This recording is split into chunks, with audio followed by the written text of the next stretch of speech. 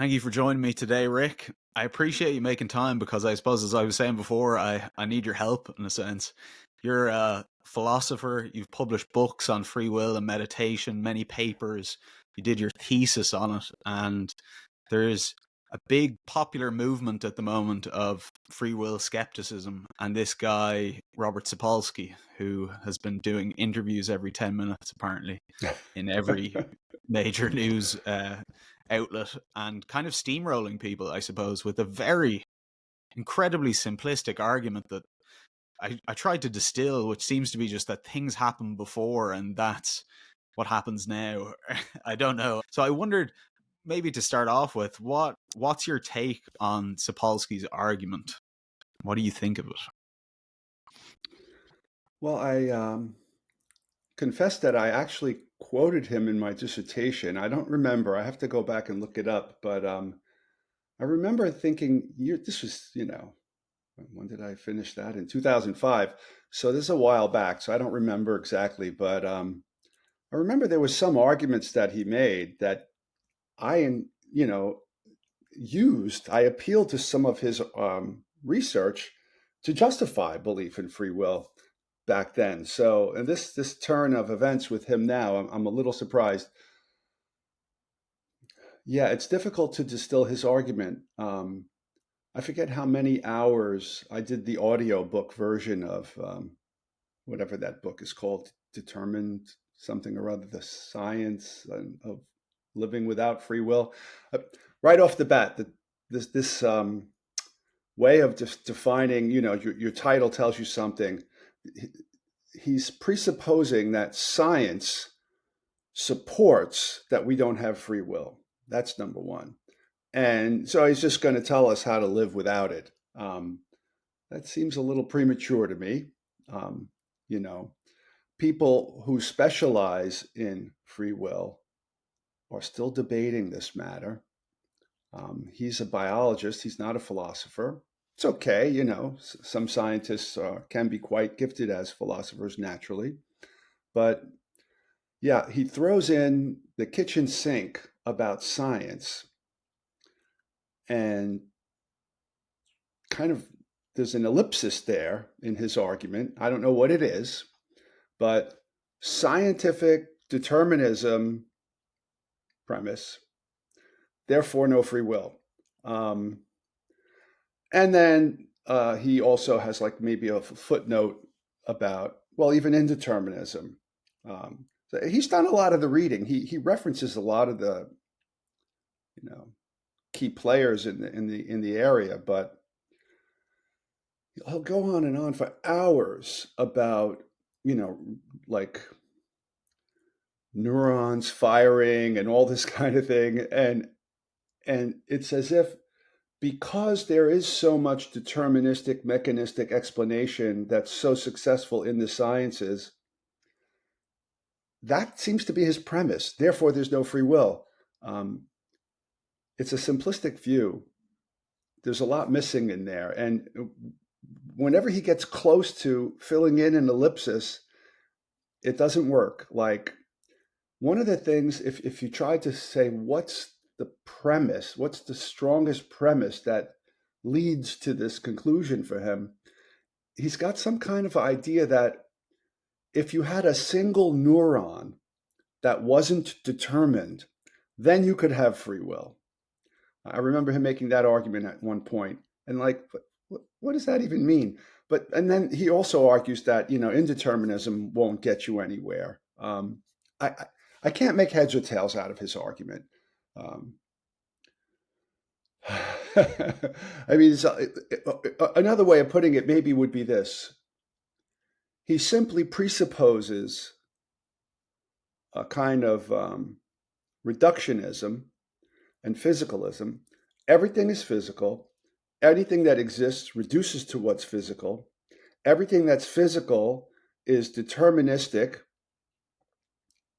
Footnote, some things are indeterministic, but they can't get you anywhere. And this is a classical argument.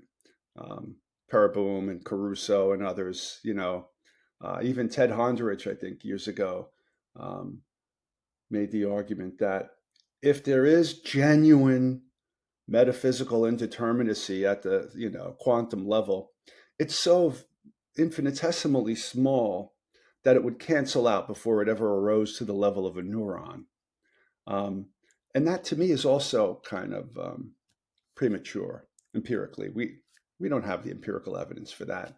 Number one. Number two, chaos theory undermines that idea because, the snowball rolling down the hill can cause a boulder, which causes an avalanche. And, so like micro things can affect macro things, no matter how small they are initially, butterfly effect and all that. So that's a kind of bluff. But he doesn't even go into the arguments well about the fact that indeterminacy couldn't be sufficient for free will. One of the things that's missing, one of the things that many people who make that argument tend to ignore, and I'm now like putting more words into his mouth because I'm talking about what he ignores, but Yeah, I what's think we'll have to missing, give him a bit more, to be honest, than he gives out, because it's a broader yeah, position, but he really doesn't justify the philosophy at all, which is really weird. But I yeah, because it's kind of this Newtonian causality that it's a billiard ball, cause and effect. Just there's some unexplained cause at the start, maybe the Big Bang. This has just caused a kind of ripple effect of dominoes falling over, and we're just somehow in that. But it doesn't really explain how we could become aware of that, and how becoming aware of that wouldn't afford us certain ways of changing it. I mean, I don't know. Surely if we were just this wave of causal dominoes, we wouldn't have self-consciousness, we wouldn't have reflexive, the ability to modify our behavior, and that all seems unexplained. But I suppose that Newtonian model, which did split philosophy in terms of, Descartes and the Enlightenment and empiricists versus rationalists, like that was a big deal philosophically with the question of free will and, you know, materialism, how we could have a soul or a spirit, or um, that kind of split philosophy in a way. So I wonder, do you see that? Is he just carrying on that legacy of like, oh yeah, this is true, this is how it happened, here's the consequences of that thinking? yeah, I think so. Yeah, like I said a little earlier, maybe putting too much thought into his position. But on analysis, it seems to be very simple. Physicalism is true. Reductive physicalism is also true. Ergo, there's no free will. Everything is mechanical causation. Given the initial conditions and the laws of nature, this is the consequence argument that Van Inwagen makes very clearly. But he doesn't even quote Van Inwagen, but given the initial conditions, whether it's the Big Bang or something prior to that, if there is such sense to be made about the word prior in connection with the Big Bang, if the Big Bang is what actually brought into existence time and space, whatever. But given the initial conditions, or at any time in the history of the universe, given the conditions, the particular location and trajectory of every particle in the universe, and the laws, the next state is necessarily going to happen, and the state after that, and so on. So, given the past and the laws, the present state, which includes your freely chosen, freely willed decision, and so on, it was inevitable. It was unavoidable. There were never any alternatives. There's only one historical trajectory of the universe, like a series of dominoes. And so you couldn't have done otherwise. And therefore, because and this is one of the, almost everything that I just said is, as you know, disputed by philosophers. But if our kind of pre-philosophical conception about what it means to be a free agent is that I did X, but I could have chosen not to do X. I could have done otherwise, right? If that's, let's say, one of the libertarian conceptions of free will, the freedomist views, if that's what you mean by free will, and determinism rules out all the alternatives but the one that's necessitated by the past and the laws, then you couldn't have done otherwise. If being able to do otherwise means you have free will, you couldn't have done otherwise, then you don't have free will. But as you know, there are many different conceptions of free will. That's number one. Number two, when they have that footnote about indeterminism, oh, even if indeterminism was true, A random choice isn't going to give you free will because you can't control the outcome of a random choice, right? Well, what they ignore when they focus on the argument that way is that even if one particle in the universe changed because of randomness compared to that consequence argument model, Unfolding wave. Yeah. past the laws, one trajectory, well, no, things would change. Right? So if there's indeterminism, then that nightmarish vision of being locked into one future falls apart. It collapses. So indeterminism defeats the consequence argument. And most philosophers don't really appreciate that fact. Most philosophers who are free will skeptics, I should say, they Mhm. focus attention on the fact that, okay, if we're going to let randomness into the system, it's almost like a straw man. We're only going to view randomness in the system as your choice was completely random. And therefore, Okay, it's if it not was you completely that's doing random, it. then it wasn't up to you. Okay, sure. Mhm. But randomness in the system defeats the consequence argument. And then the question is, well, on the basis of what did you choose? And there's so many different models of that. And he doesn't really go into that at all. He has a very simplistic conception. I think he mostly has the conception of free will where you could have done otherwise. Nothing determined what you did. And so, look, I've got tons of evidence about how all your neurons are determined from biology and science and whatnot. And just hours and hours of him rehearsing the science as if people are ignorant of the science. And once they hear the science, they'll go, oh, I guess I don't have free will. Yeah. But this kind of Laplacian idea that, like, if you could just figure out any of the conditions of the universe at a time, you could predict everything else. It kind of gets rid of like uncertainty in a way. It's a weird third person perspective on ourselves, because I think consciousness is presented to us as the default. We're aware and that we seem to be making difficult decisions and choosing and trading off between things. So really their position is that that is an illusion, and that the really real thing is this weird immortal third person, wave that somehow we can know about but not change in a way. It's like a cosmic Right. prison or something, that we can know we're prisoners within but not change. And so I Yeah. it's really unusual, I think, even psychologically, like why he almost takes like this spiritual stance on it, that's like, yeah, we just need to like accept it. But I feel like if you can accept it, that's doing something. Like that's actually an Yeah. action, There's a performative, yeah, there's a performative contradiction in this position. constantly. I mean, that's all Yeah. they do. Like, well, what's the model? Dennett, Daniel Dennett in Elbow Room, 1984. Excellent book, compatibilist. He talks about, I forget what he calls it, but I'm calling it like a cosmic rewind thought experiment, where if you could rewind the universe, if it's deterministic, back to the beginning and press the play button again, like on a DVD, just like with a DVD, every time you replay it, you're going to see the exact same things happening. So if determinism is true, we're stuck in a cosmic DVD. Um, and if you rewind it and replay it a million times, every single time, the choice that you thought was sort of random, sort of up to you, will always come out exactly the same, just like a DVD. And that's that terrifying vision of the consequence argument. Like I'm stuck, right? And then it makes a good analogy with a wasp that he nicknames Sphex, has a longer Latin name. I don't know if you remember this experiment, this thought experiment. He says Sphex digs a little burrow, like an L-shaped burrow, stings its prey like a cricket or something with paralyzing poison that just disaffects its motor nervous system, so it can't move, but it's alive, so it stays fresh. And it'll pull it to the edge of the burrow. It'll go down and look at the angle in the burrow to make sure there's no other predators in there because it was away from the burrow. And then it'll come up and pull the prey down, put it in there, and either store it for food or insert its eggs into it or next to it. And its eggs, when they hatch, will eat that fresh food, right? It's really gross. But when you first hear about it, then it says, wow, it seems really brilliant.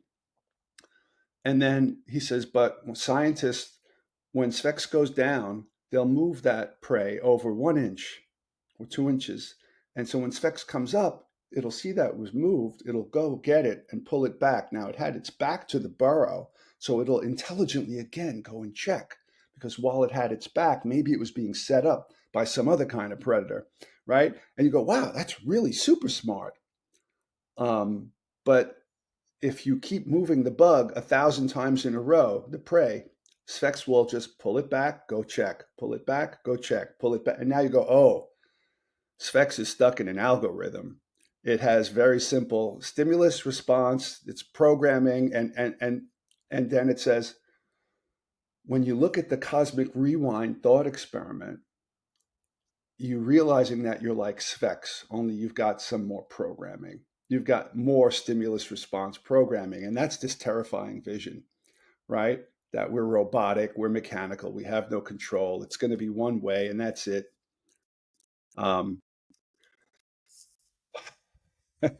Yeah, I think that's the vision, though. Yeah, That's that's really the like frightening vision. he doesn't seem to differentiate between specs in this case and human beings. Like we're the Well, same then it as does. Then it does, but Sapolsky then it does, doesn't. but Sapolsky doesn't. Yeah, Yeah, he seems yeah, that we're just these reflexive, like it's all reflex all the way down. There's no voluntary action, and that seems really strange when you think of the qualitative differences between a person and wasp. yeah. Like Well, as the things, compatibilist is yeah. saying that, well, look, we do have a lot more programming. We do have a lot more that evolution has given us. So even if we have a bunch of these algorithms built into our, genes and whatnot, our culture and everything else, there's so much of it that we're functionally equivalent to flex rather than sphex. We've got real alternatives. And then it makes a big point of saying that people misidentify or misassociate, or they conflate determinism with inevitabilism. And when we can anticipate an outcome that we don't want, we can bring it about that outcome doesn't happen. We can foresee the outcome of our choices. We can foresee things coming, and we can do things that will prevent that from happening, even if the world is determined. So Dennett is saying, even if determinism is true, we have enough going on that makes us functionally, it's almost as if we're the same as the libertarian agent, even if determinism is true, because we've got all these other abilities. We can pause, we can reflect, we can anticipate, we can weigh our preferences, we can up value something and down value something. We can almost rewrite a lot of our own algorithms, so to speak. So we've got all this. It's like, you can imagine, how could you build a robot that had autonomy? You'd have to give it almost all the abilities that we have. That's Mm. another way of thinking about it. So we're biological robots, but we still have this reflective ability. We have options. We can pause. And this is something that in my work on meditation and agency, I make a big deal out of. So we are biologically and culturally conditioned, right? We're genetically conditioned. We're environmentally conditioned. We're conditioned by all sorts of experiences to cultivate a kind of a set of these algorithmic responses that we have, our conditioning. But when we practice things like meditation, we kind of step back and study and reflect on all the things that cause our behavior, and we can decondition ourselves from various of them. Our attachments, our beliefs, our values, we have the ability to completely reprogram ourselves. Well, maybe not completely. We have limitations, like we can't fly at will, but given whatever the limitations are that we have, we can still do a tremendous amount of rewriting of our own program, so to speak. Mm. And, one of the things that I'm jumping around a little bit because there's so much, and this Sapolsky guy, he kind of drives me crazy. Yeah. Well, I think I we're just looking want to, more at the positive side as well. I like moving into you now and because I I think are we've right now, given an yes. account of his take, a better one, I think, than he presents. So I think moving into the sense of why that's not accurate. Is where we're going. At this point, I think the meditation and the self conditioning is really something that in your work is so key. And really, yeah, I suppose tell me a bit more about that. And for people listening, I'm sure that's welcome information. Yeah, so what I often do to make this clear is to contrast it with Galen Strawson's impossibility argument, as he calls it. And Strawson says, well, first, let me back up. Um, the Dennett is a compatibilist, and Sapolsky and others are incompatibilists. So compatibilism or incompatibilism is traditionally, and for the longer time historically, was about whether or not free will is compatible with determinism.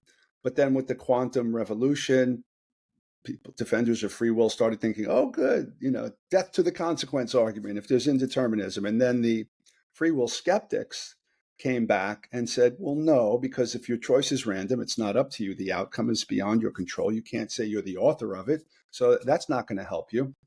Okay, so then that's another kind of incompatibilism. Free will is incompatible with indeterminism.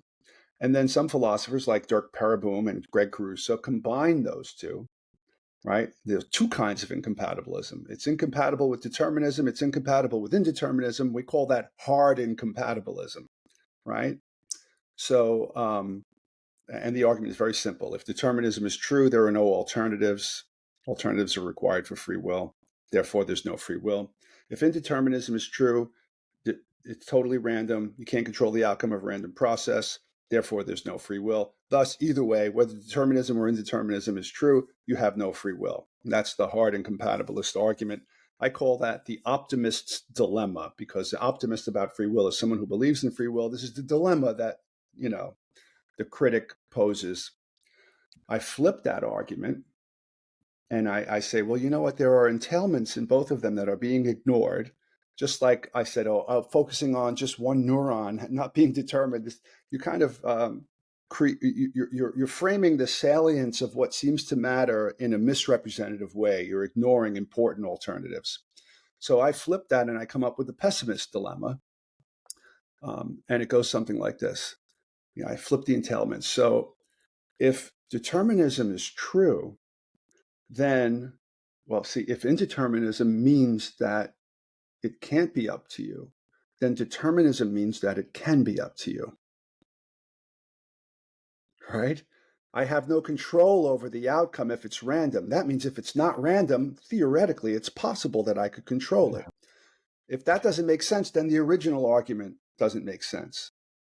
It has to be that there's a contrast of meaning. Like if there's something tall, there has to be something short, this kind of thing. So, and I do the same thing with indeterminism. If determinism means that there are no alternatives and therefore no free will, indeterminism means that there are alternatives and therefore free will is possible. And therefore, whether determinism or indeterminism was true, either way, free will is possible. Not that it's true, but that it's possible, because the first argument says that it's impossible either way. And I say it's possible either way. Now, Strawson, this is a background. Now, Strawson comes along and says it doesn't matter whether the causes of your behavior are deterministic or indeterministic, not because determinism leads to no alternatives and indeterminism leads to no control, but because your choice is always a function of your mental state at the moment of choice or the moment just before your choice. What determined that your mental state was the way that it was? Doesn't matter if it's deterministic or indeterministic, right? Your choice is always a function of the state of mind that you're in the moment that you make that choice and the moment before it, which influenced it or conditioned it. And he says, you can't be ultimately responsible for how you were in a given moment unless you could be responsible for how you were all the way back to the very beginning of your existence. And unless you could create yourself from nothing. If you could create yourself ex nihilo, you would be a causa sui, a self-caused being, like a prime mover unmoved or something like that. And unless you could do that, you've been conditioned throughout your existence. And the conditioning, whether it's deterministic or indeterministic, that's what's more responsible for the state of mind you are in when you make a decision, right? And ultimate, and this is a lot of weight put on this word ultimate. You lack ultimate responsibility for yourself if you can't control how you became the way you are. And therefore, you don't have ultimate responsibility for what you did. Its argument is against moral responsibility. And the intuitions are strong about moral responsibility. You think about a criminal and what are the conditions that led to his behavior, and then judges, compassion. We have to take that into account. And so there's this idea that unless you're 100% responsible for what you did, it's not entirely your fault that you chose what you did, right? So that's the intuition. Okay, so he's kind of trying to bypass the version of the free will skepticism that rests on the inference from determinism or the inference from indeterminism, and just do this more abstract, generic thing about being conditioned and caused in any which way. All right. So, and his conclusion is ultimate moral responsibility is impossible. And then going back to Kant, who made this very clear, there's this very strong intuition that free will and moral responsibility are completely interdependent. So if you lack moral responsibility, you lack free will. Why? Because for you to be completely responsible, you have to have had total free will. That's the intuition. Some people challenge that intuition, but we'll just hold it for now. All right, so in the same way that I flipped the argument against the hard indeterminist, I flipped the argument against the impossibilist, which is Strawson. And I say, and that's when I appeal to meditation. I'll also appeal to Kane, Robert Kane, who's a Yeah, I was libertarian. going to mention, self-forming actions. Yeah, Kane makes the argument that, and this is a way of resisting hard indeterminism. Hard indeterminism is the idea that indeterminism is incompatible with free will because you lack control over the random processes and everything. But what Keynes' argument is, and one of the challenges against libertarians, those are the ones who believe in the strong version of free will, where I could have done otherwise, that view. I lost that particular train of thought, so I'm just going to go back to Kane. So you're Unless talking you about want Kane to. and the hard indeterminist position that Kane is responding to. Yeah. Oh, right. Mhm. Thank you. Yeah. So for the longest time, libertarians, defenders of strong free will, were critiqued that they didn't have a coherent working model of what that would look like. How could that be? What do you prime mover on? You're like a little god, right? That's Yeah. absurd. That's incompatible with science, So for the longest time, the biggest weakness of libertarianism was the absence of a working model, and just like, what did they rely on? Intuitions from religion and morals and from phenomenology. I feel like a free agent. I seem to be deliberating. Religion requires it. The justice system and ethics require it, et cetera, et cetera, et cetera. But we don't have a working model. What explains how those choices are actually free? So Kane is one of the first to come up with a good enough, at least initially, prima facie, some plausibility to this model, although critics say it's empirically implausible. But the model goes something like this. A young child, at the first time that they face a torn decision, right? So, like, I want to do X, but I know that's bad, but I really want to do it, or whatever, right? Or some kind of conflict like that. He says, in theory, it's possible that, well, first of all, both of those desires are the agents, right? So even if there's some kind of coin flip going on in their psychology, whether it's heads or tails, heads and tails, both of them are the agent's own desires. So they are sourced properly. They're sourced in the agent. This is the source version of autonomy. It has to come out of me, right? So they're both versions of me. The agent is struggling, which me do I want to be? Right? And the very first time that they make that choice, that's the actual first expression of their real agency. they're creating the kind of self that they are. And he calls it a self-forming action. And he says, empirically, it might be the case that the brain is in some kind of Bourdain's ass type situation.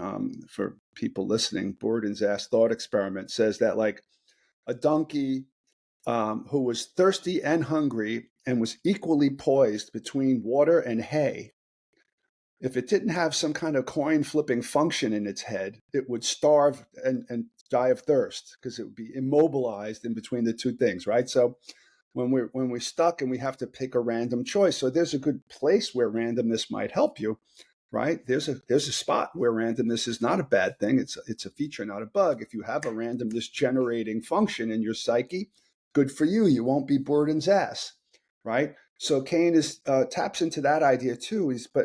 So there's an element of randomness, perhaps, because it's not determined. But in the very act of picking one over the other, that's the expression of the agent's agency for the very first time. He calls it a self-forming act, SFA. So, and it's like what he says also about the empirical part is that it might very well be that the tension equalizes the quantum forces in the brain, so that it might have been determined if one of those desires was stronger than the other. But because it's a torn decision, they're equalized. And so they kind of cancel out the deterministic force. It's not the deterministic force of either one of them that led to the outcome because they're equalized.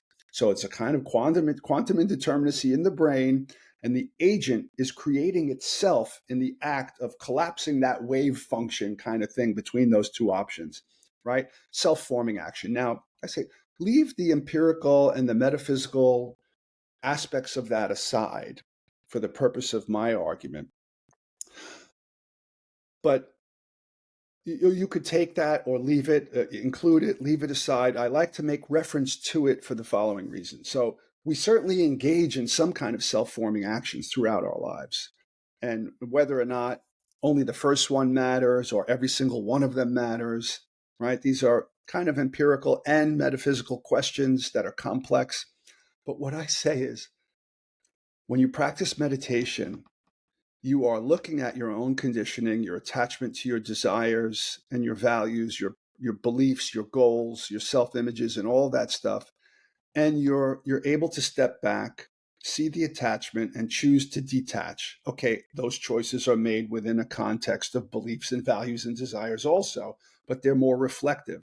But what you're doing is you're disentangling and you're engaging in what I call self-unforming actions. And every time you engage in a self-unforming action, you're creating a new kind of self. So they're both self-unforming and new self-forming.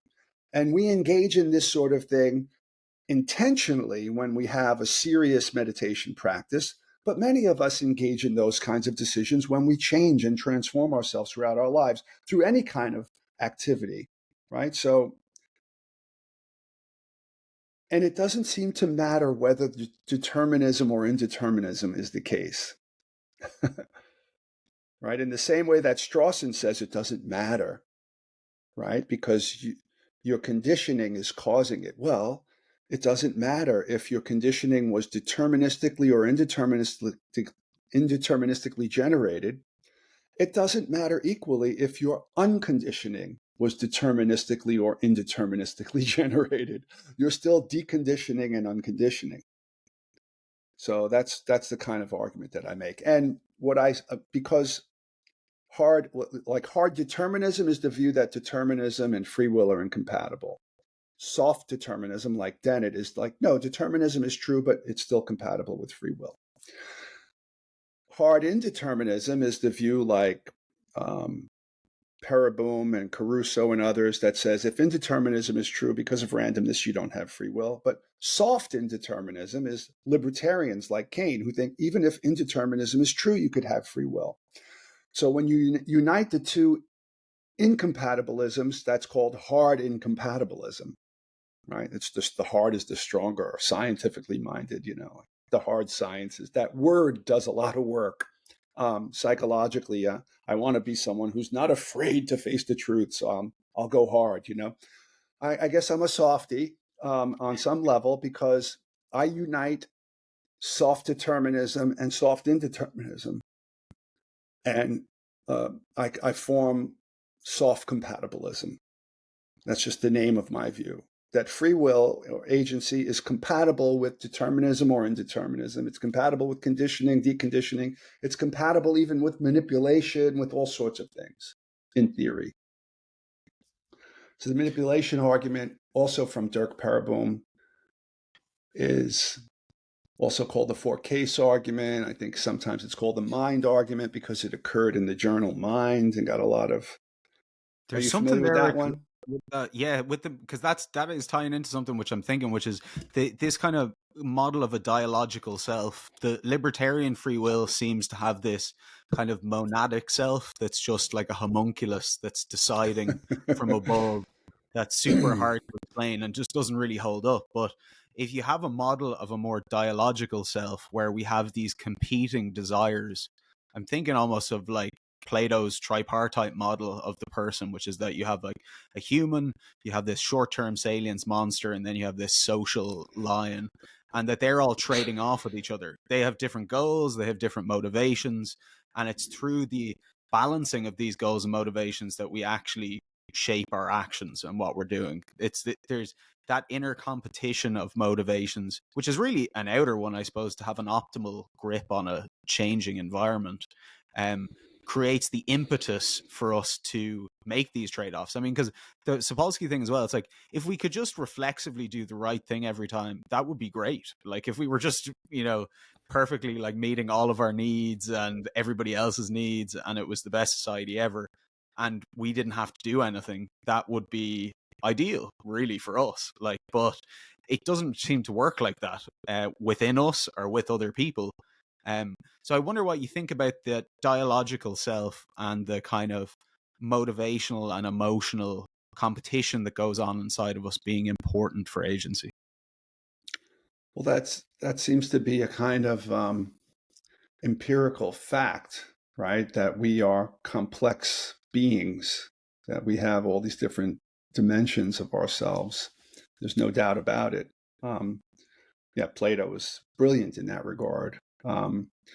This whole issue about what the self is, that's another complicated Mm. topic. So we're dialogical beings, I would say, for sure. And whatever the self is, that's a complex, different question. Like, what's the difference between a person and a self?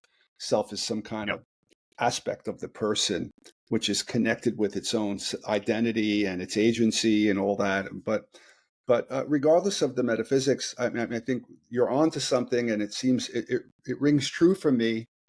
And in my model, all of those aspects of one's being, one's self, one's agency, one's emotions, desires, beliefs, self-images, models of self and other, all of those things are significantly interconnected causally and shaped by and shaping each other and all of that. And yet the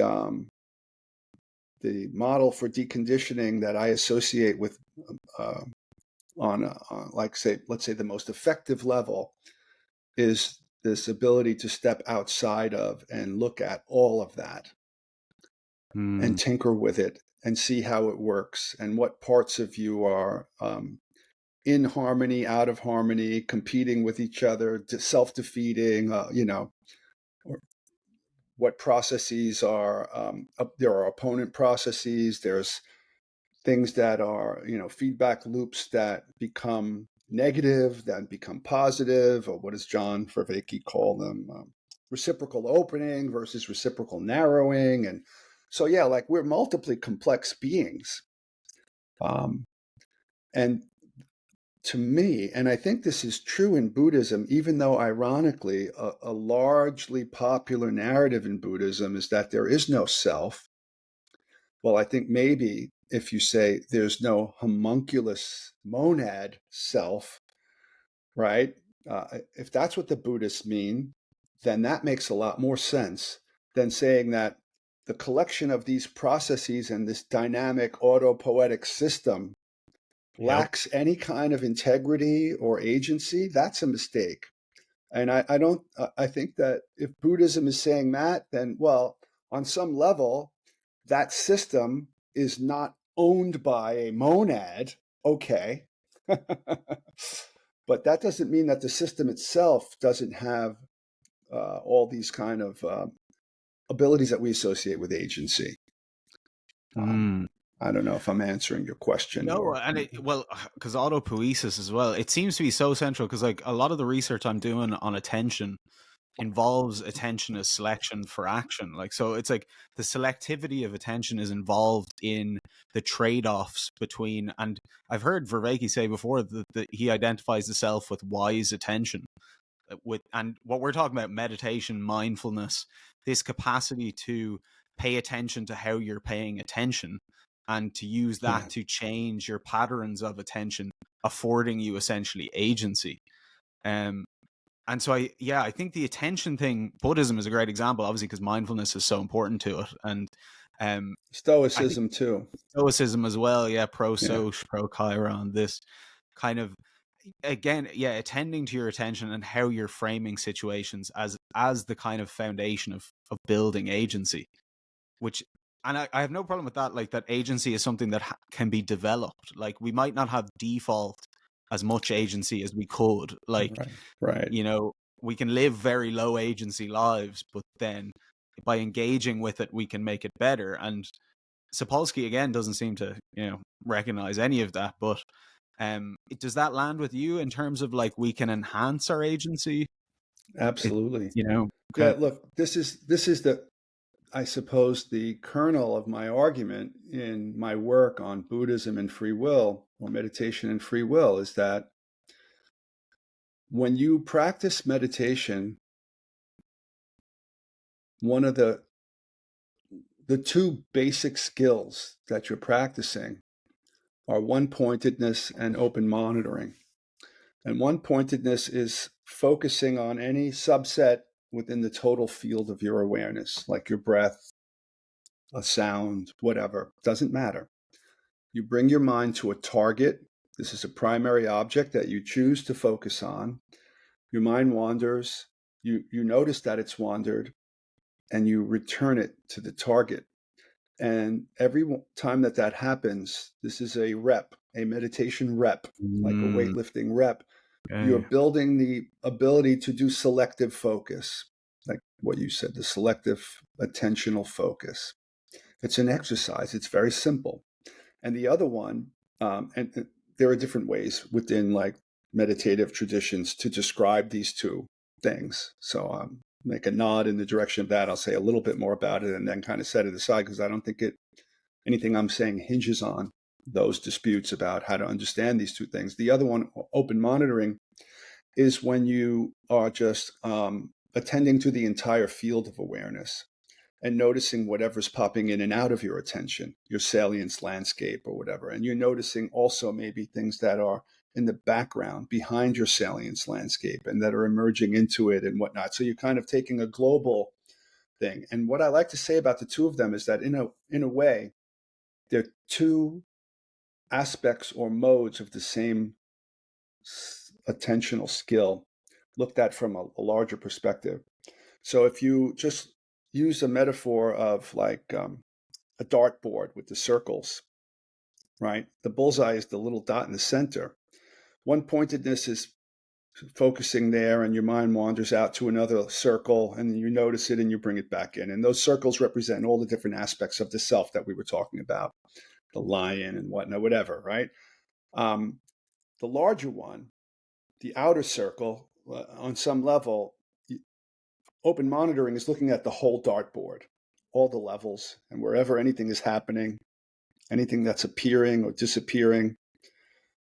Now, when you're trying to do the open monitoring, you want to keep this kind of global attentiveness. And then what happens is some local phenomenon pulls your attention into it, and you get lost in a train of thought, or a pain in your knee, or rumination, or whatever it is, sound, you hear a conversation, whatever. And now you've gotten drawn into a narrow focal range. When you realize that, you come back to the broad focal range. That's the same skill, only in reverse. Whoa. Right? So, and then there's another. some people call open monitoring mindfulness. Some people will say, oh, mindfulness of breath, which is really one-pointedness if you're just focusing on the breath. But then another dimension of it, another aspect of it that I'd like to bring in from the other ways in which other traditions talk about it is, if you're focusing on that little circle in the middle, the bullseye, right? That's one-pointedness. If you're focusing narrowly on the bullseye, let's just say, right? So you want to keep that range, that you want to keep that circle as your focal range. So that's a range control muscle that you're cultivating. But within that range, how bright is the light of attention? How luminous, how lucid, how present is your mind about what it is that you're looking at? So you might want to think of like a flashlight that you could adjust the lens so that the circle of light on the wall is bigger or smaller. But then how bright is the light? Right? If you have another knob that you could make it really bright, right? So mindfulness is a kind of total brightness that you cultivate the more that you practice this, right? So both of those, just different ways of, so, but all of those skills, they're all attentional skills, attentional, selective or non-selective attentional focus, right? Depending on how you want to phrase that. The semantics make it seem like there are two different things, but on some level they're not. Narrow or broad, narrow or broad. It's still focal range, right? Focal range control, right? And then attentiveness within the focal range and steadiness and so on. So those are the key muscles of agency, I think. Those are central muscles of agency. And the more you practice them, the more all the other aspects of your agency can improve, because even your perceptual focus, what you're focusing on, engaging in the world, significantly engages you in feedback loops with everything, and triggers your emotions, your desires, and all that. The more awareness that you could have about every one of these aspects, you can extend those abilities into every aspect of the multiply faceted being that you are. The animal, the etc. All the different dimensions. That's what I think. And what I say in my writing on Buddhism and free will is that the more you practice this over time, your agency clearly grows big time. Serious meditators, like the Buddha, let me quote the Buddha. I forget where the passage is from, but I can find it for you later, and you can put it in the show notes. The Buddha claimed that he was so good at this that he could think any thought he wants to think, or not think any thought he wants not to think. He can have any resolve he wants to have, or not have any resolve he doesn't want to have. And I would extend that to any emotion, desire, perception, you name it, to whatever the degree of possibility of volitional or voluntary control over. And yogis cultivate parts of volitional control over somatic processes that ordinary people can't, like their heart rate, their brain waves, their galvanic skin response, the body temperature, you name it. There's so much more in the system that's amenable to this kind of agential control through practice over time than the average person, like you said. And from the Buddhist point of view, the average person is very low agency, mostly determined by the conditions they find themselves in. So for all intents and purposes, it's as if they are hard determined. But they always have the possibility of freedom because they have these capacities that just need to be cultivated. And first thing that the Buddhists say is hearing the Dharma. By learning that you have these abilities, then you notice them. And then you can start to cultivate them. So most of us are walking around as if we're hard determined or somnambulists, right? We're just kind of dreaming our way through conditions in life. And that's why Buddha means awakened. He figured this out. He realized that. And so although your agency can become almost titanic if you're a serious, hardcore meditative yogi, you can cultivate all these almost titanic forms of agency. At the same time, the conception of yourself as that monadic homunculus goes down. your model of agency becomes much more flexible and fluid dynamic, processual, all that sort of thing. So ironically, as your agency increases, your sense of yourself as a separate agent seems to go down because you recognize the interconnectedness of all things and how malleable and flexible everything is. And you don't think of yourself as a distinct, separate self. So it's a kind of weird inverse relationship. Your agency improves, but your sense of yourself as an agent kind of diminishes in some way, you Mm. know? Yeah, that's so. I mean, there's so many threads there. There was what you're saying about the two types of attention really maps onto this thing with having the task network and the default mode network. That's one's for goal directed attention, the other for mind Yeah, wandering, and that they're yeah, opponent processing with each other all the time and trading off. And you're focusing for a yeah, long time, and then bam, suddenly you're mind wandering, and then you're trying to refocus again.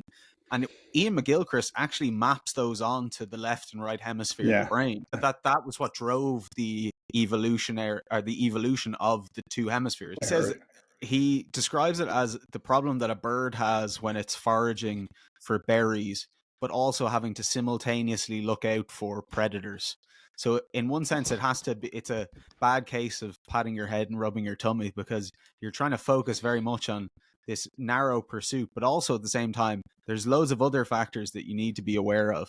And it's like Yeah, we've developed these traditions in order to optimize for that attention, for the way of being able to develop attentional flexibility. And like you were saying about the reps, and there's also something there in the imaginary attention, because this counterfactual processing of attending to hypothesized future states, imaginary states, that we can then entrain motor responses to make actually happen, is also attentional in a way. It's like it's another layer of imagination or attending to imagination that becomes motor functions. So I really think this is yeah. the place where it's all happening. Yeah, that's all very interesting, and I'm glad you brought up the imaginal and counterfactuals because in my dissertation I have a whole chapter where I talk about as primates we simulate monkey see, monkey do. There's gaze following. So even human infants and other primate infants, if you make eye contact with them and then you look to the side, they will look to the side. And this is obviously has evolutionary value because if one of our members of our species detected something over there, it could be food or it could be a predator, right? So having that as a built-in thing, those organisms that have that live longer than ones that don't, right? So, but those are like at the root of what is it called? Shared attention and shared intention, right? And so, and those involve simulating other minds or folk theory of mind, theory of mind, simulating other minds. So, simulational skills are part of our primate heritage, and counterfactual reasoning is just a more advanced version of that. Taking your beliefs and desires offline and bringing online imaginal beliefs and desires of others, including future versions of yourself, and seeing what the system will generate if you input beliefs and desires into it that you don't actually have. This is a way of, simulating the future and whatnot. And I argued in the book that a good part of deliberative agency is this counterfactual imagining. If I do X, this might happen. This will be the consequences, and being able to anticipate a broad array of possible um, paths of action and weight them based on likely outcomes, not only externally, but what kind of self I become, what kind of reputation I'll develop, what kind of habits I'm cultivating, all of those things, all the different paths. When we do this counterfactual, we're just deliberating. It comes quite naturally to us, but we're engaging in all these simulational, imaginal processes. And I forget the first name because there's a few philosophers named Bach, B-O-K. There's Cicella Bach, and I forget which Bach it was, but it's in my dissertation. One of them says, look, it's not epiphenomenal. The ones that we entertain, and then we deliberate and we pick the one that all things considered is the one that we want, and then we act on that. That's what enacts even if determinism is true, that's what brings it about, that's the path that I go down. And when I'm engaged in this rational process, I have genuine rational agency. This is something that, what's his name? The biologist, Sapolsky, seems to be confused about. One of the criticisms of him is that, like, everything he's saying on his own account is just things like enzymes in his liver manifesting through speech. Like, what does it mean to think that it makes sense? To entertain propositions and say this one makes sense. And is that some kind of liver enzyme thing happening in the brain that has nothing to do with, like, plausibility, rationality, inference?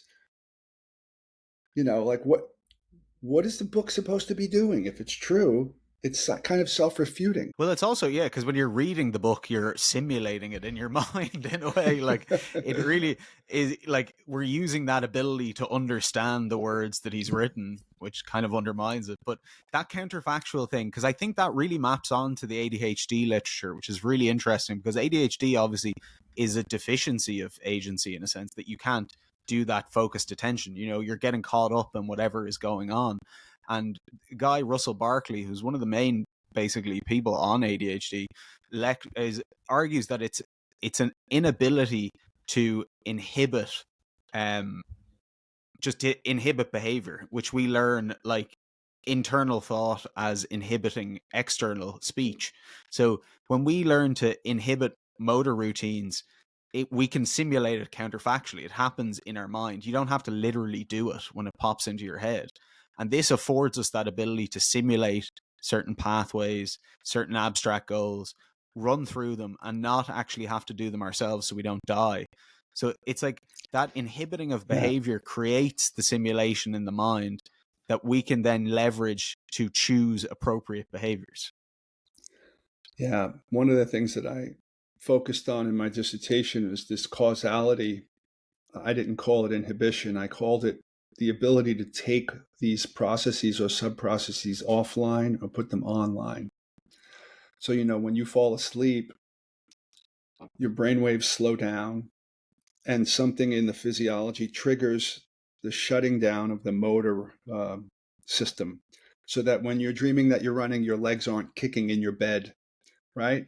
So that kind of ability is related to what we're talking about with ADHD. It's this ability to toggle online, offline action sequence networks and stuff like that. Yeah.